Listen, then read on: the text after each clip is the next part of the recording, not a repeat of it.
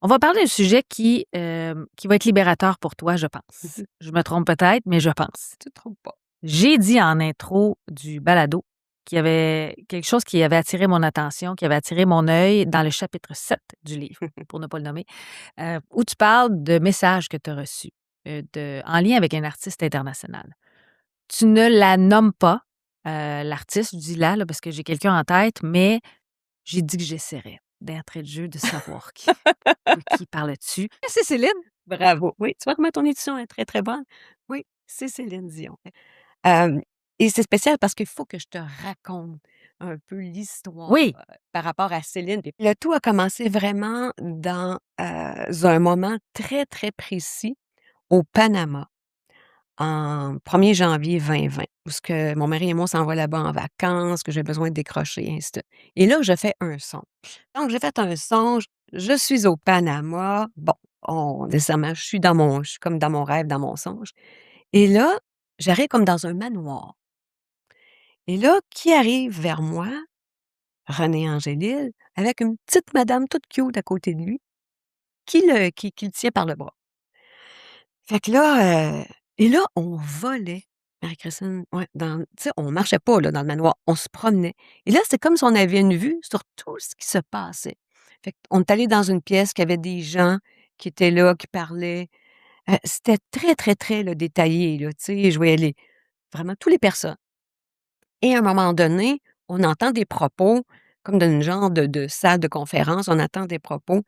Et là, je me dis: «Oh my God, ça va vraiment pas bien pour Céline, là, il se passe des choses». Et là, à ce moment-là, René, il dit: «Non, là, ça va pas bien, il faut que tu fasses quelque chose». Il dit ça à toi? Ouais. Et là, je me suis dit: «Écoute, on va aller s'installer dans la salle à manger pour en parler, là», parce que là, tu sais, on Ouais. voyait puis tout ça. Il dit: «Non!» Il dit: «Pas dans la salle à manger». Il dit: «Ça, il dit, c'est un lieu qui est sacré pour la famille». Et là, je me suis dit: «Mon Dieu, OK». Fait qu'on s'est retirés, puis il dit: «Écoute», il dit: «Là, on va dire, tu vois le constat comme moi, il y a des choses qui vont pas bien, ainsi de suite. Faut que tu fasses quelque chose». Aussi, après, là, je pense que tu connais un petit peu, monsieur René Angélil, il Mmh. était très insistant. Alors là, après, ça finissait plus, là.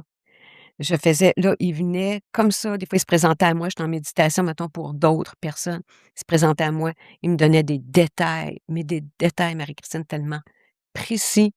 Telle situation, là, ça va pas, ta, ta, ta. Fait que, tu sais, c'était lourd. C'est ce que j'allais dire, à quel point Ouais, c'est lourd à porter. ouais. Parce que, tu sais, les gens disent, tu sais, c'est une responsabilité en soi. Ben oui.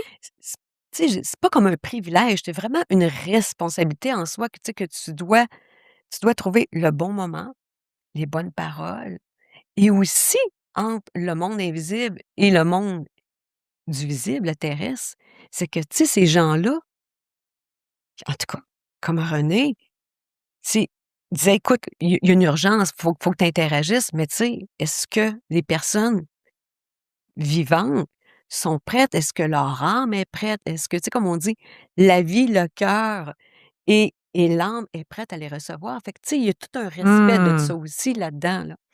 Donc, pour ce songe-là, fait que, tu sais, ça m'a habité tout le temps et là, après, j'avais des messages, j'avais des messages, j'avais des messages pour elle.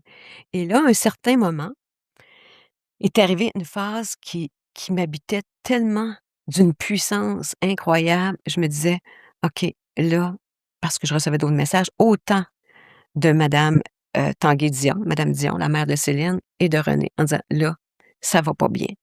Et là, je sentais une urgence à pouvoir là, je me disais: «Faut que je transmette ce message».